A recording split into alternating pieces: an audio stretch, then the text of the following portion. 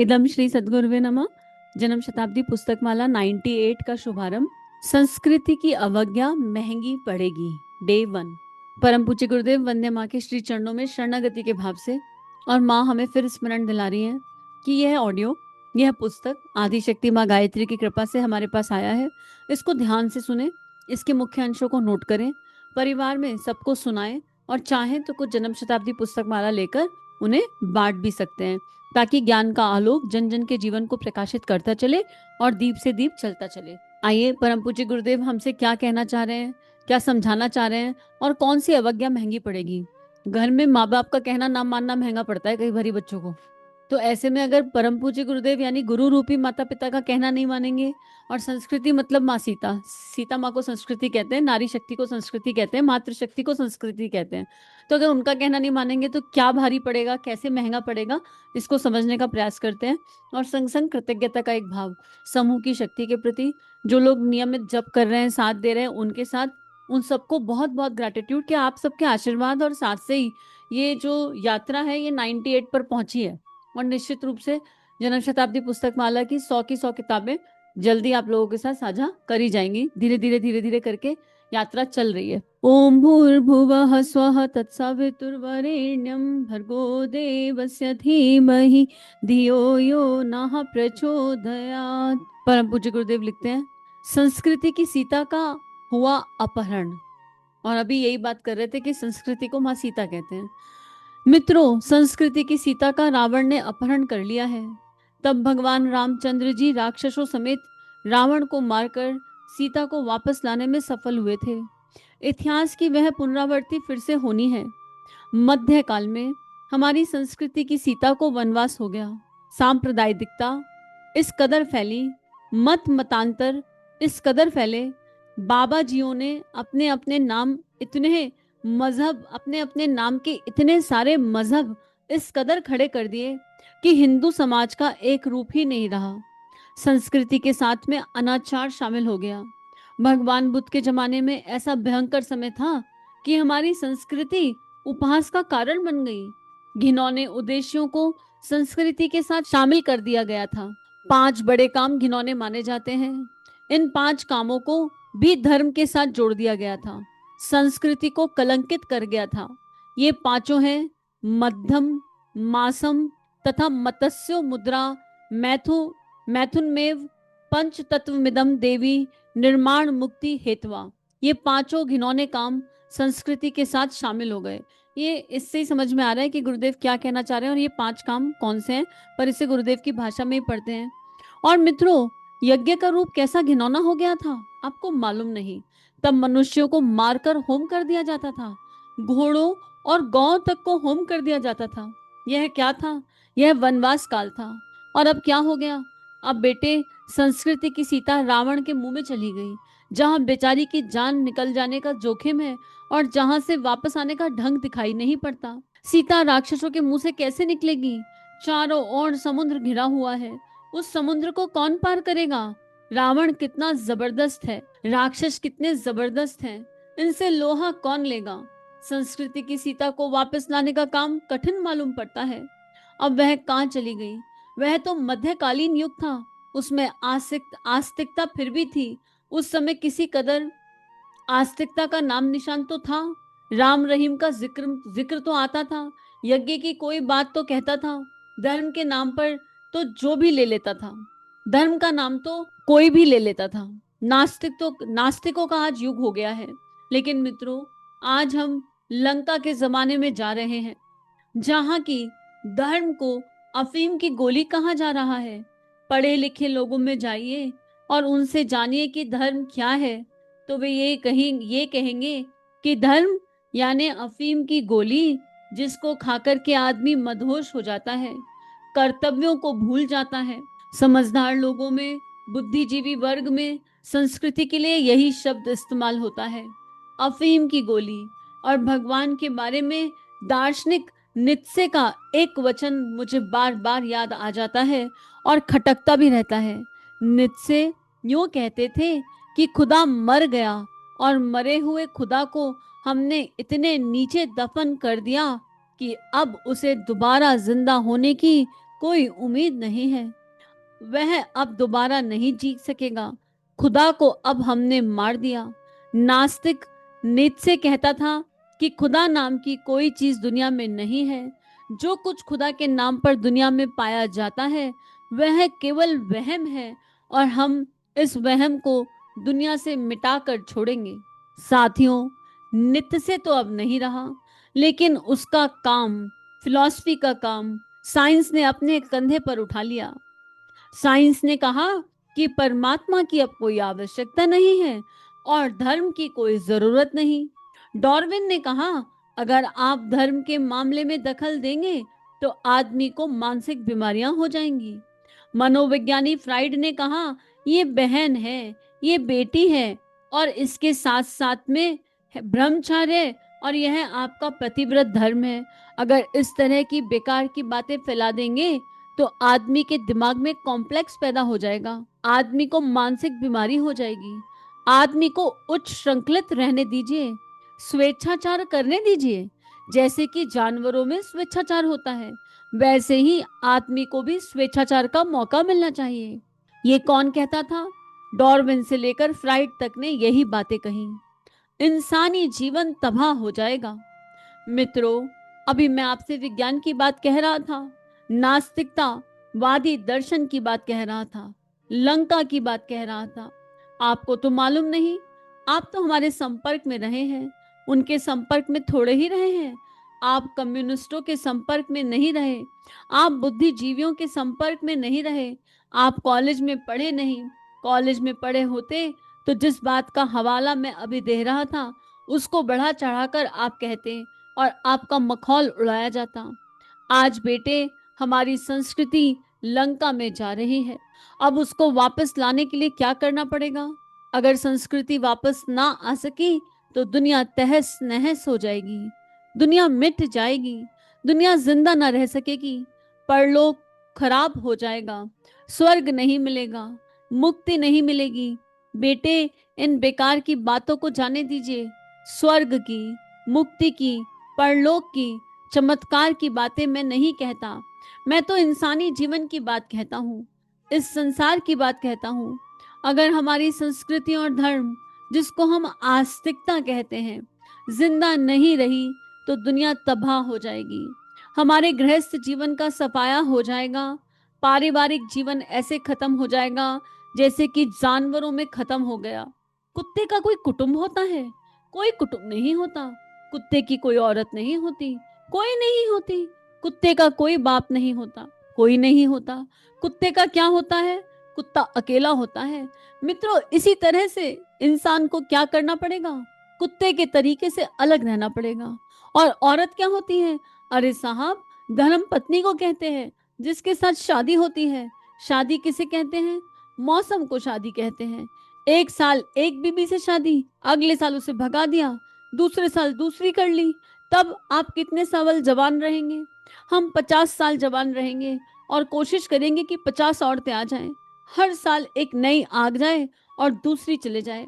बेटे, यूरोप में यही तो हो रहा है। अब स्त्रियां भी इसी तरह करेंगी। जो बातें मर्दों पर लागू होती हैं वही बातें औरतों पर भी लागू होंगी। कोई दाम्पत्य जीवन नहीं है। यह महीने भर पीछे बदल सकता है, 2 महीने पीछे बदल सकता है। आज शादी ब्याह हुआ है, कल तक चलेगा या नहीं इसकी कोई गारंटी नहीं। आज सारे यूरोप में यही हो रहा है। समस्याओं को बहुत गहराई से गुरुदेव हमारे अंतस में उतारना चाह रहे हैं और समाधान की ओर ले जा रहे हैं। समस्या है मांस, शराब, मैथुन, पंच तत्वों का अनादर। हम समझ ही नहीं पा रहे कि मध्यकालीन समय में जो हुआ अब वो समय नहीं है। पर बीच में एक समय आया जब गायत्री को भी विलुप्त करने का प्रयास किया गया, और हम सब वो सत्य जानते हैं कि कहाँ हुआ। बीच में वो समय आया जब हमारे शास्त्रों में भी हेरफेर करने की कोशिश की गई, और हमने वो जाना और देखा। और उसी के आधार पर आज भी कितनी नारियां डरती हैं गायत्री करने से। गायत्री करने से पहले प्रश्न करती हैं, क्या हम गायत्री कर सकते हैं? क्या हमें गायत्री करने का अधिकार है? क्या गायत्री की जा सकती है? ईश्वर के नाम पर हमने अपना ही मनमाना ईश्वर बना लिया। और गुरुदेव हमें ये बताना चाहते हैं कि अब वो युग नहीं है।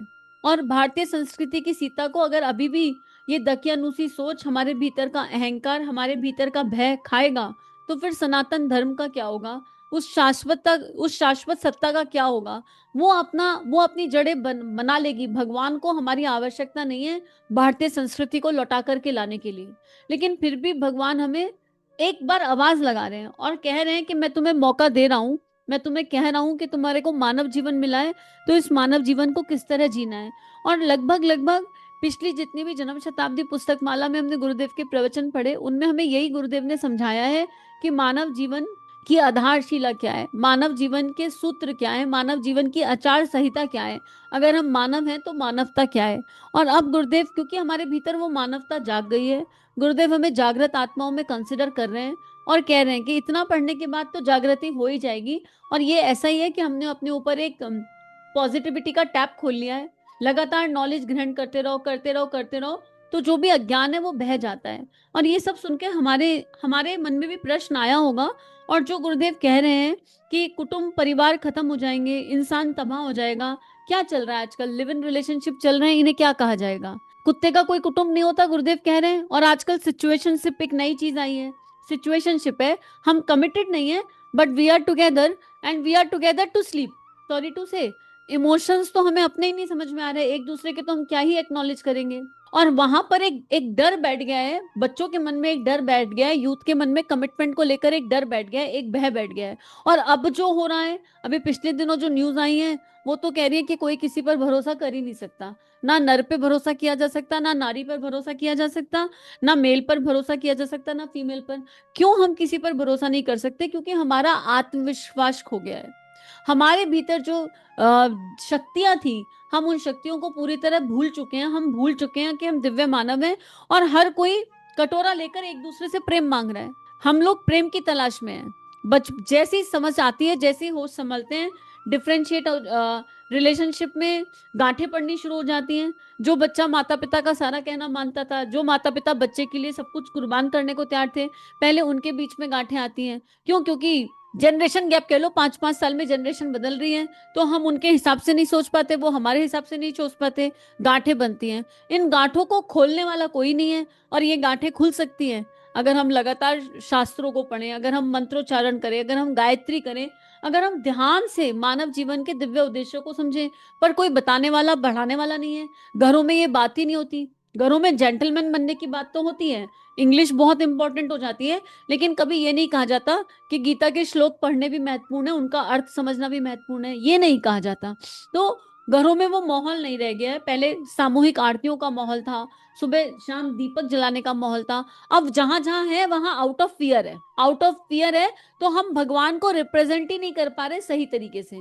जिन घरों में होता है, उन घरों में भगवान बच्चों तक ट्रांसफर ही नहीं हो पा रहे। हम अपने धर्म को, अपनी धरोहर को उस तरह कैरी नहीं कर रहे, क्योंकि हम खुद भयग्रस्त हैं।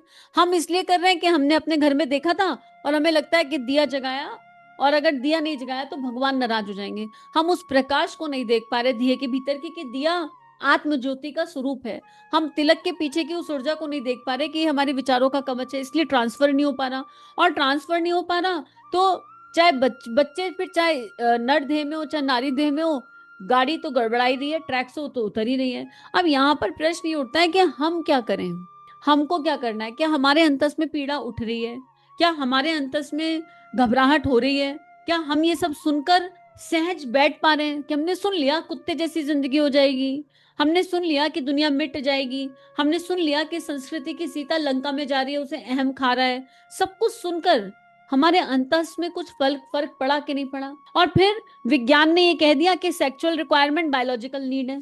अब अगर आज के युवा वर्ग से बात करो कि ब्रह्मचर्य महत्वपूर्ण है, तो वो कहते हैं साइंस ये कहती है कि ये तो रिक्वायरमेंट है। फिर गुरुदेव ने उसका एग्जाम्पल दिया कि मनोवैज्ञानिकों ने यही तो कहा, साइंस ने भगवान को पीछे छोड़ दिया, भगवान को पीछे छोड़ने की, उस परम सत्ता को पीछे छोड़ने की कोशिश करी। नीचे के 3 चक्र हर योनि में है, कुत्ते के पास भी है और मनुष्य के पास भी है, पर ऊपर के 3 चक्र केवल मानव के पास है। नीचे के 3 चक्र है मूलाधार चक्र, स्वादिष्ठान चक्र और मणिपुर चक्र। ये पेट प्रजनन से रिलेटेड है, ये दैहिक ऊर्जाओं से रिलेटेड है। बाकी सारी योनियों में पेट प्रजनन हो रहा है, प्राण शक्ति इन्हीं में घूमती रहती है और इसीलिए उनमें विवाह नहीं होता, एक एक बार में 6-6 बच्चे पैदा हो जाते हैं।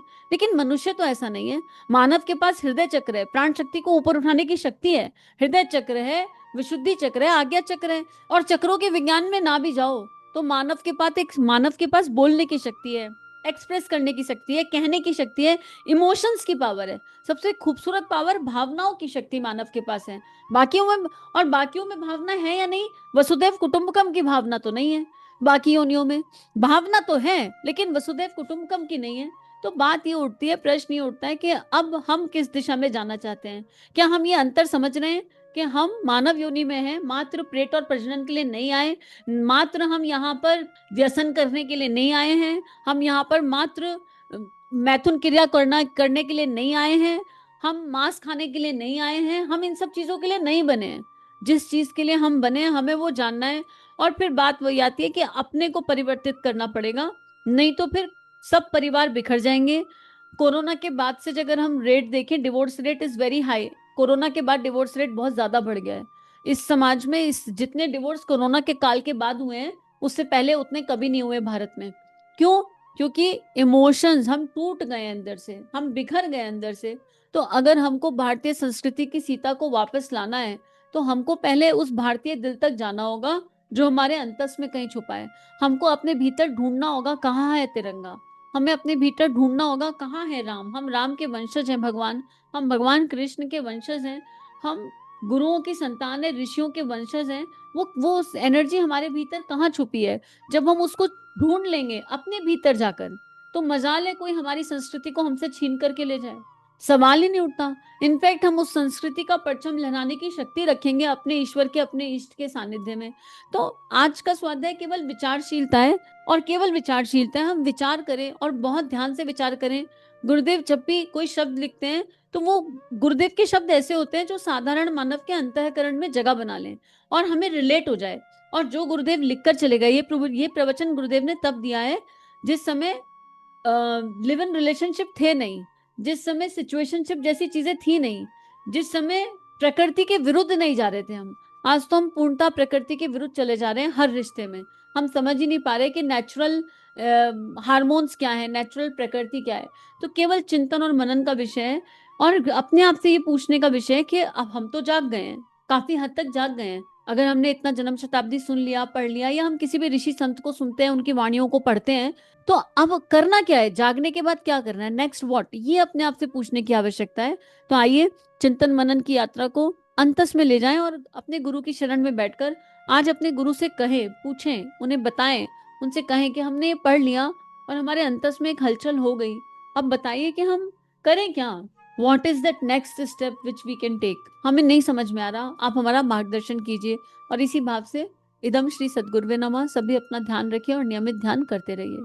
21वीं सदी उज्जवल भविष्य, जन जन में देवत्व का जागरण, आत्म सुधार समाज की सबसे बड़ी सेवा, अपना दीपक आप बनो। जी हाँ, ये सारी बातें हमें सिखाई आचार्य पंडित श्री राम शर्मा ने। परम पूज्य गुरुदेव की लेखनी ने इस जीवन को एक नई राह दी, आनंद दिया, और अब उनकी लेखनी को जन जन तक ले जाना, यही मात्र एक उद्देश्य है। इसमें आपकी सहायता की आवश्यकता। आइए इस लेखनी को विश्वव्यापी बनाएं, जन जन तक इसको लेकर जाएं। चैनल को लाइक कीजिए, सब्सक्राइब कीजिए और सभी से शेयर कीजिए। इदम श्री सद्गुरुवे नमः।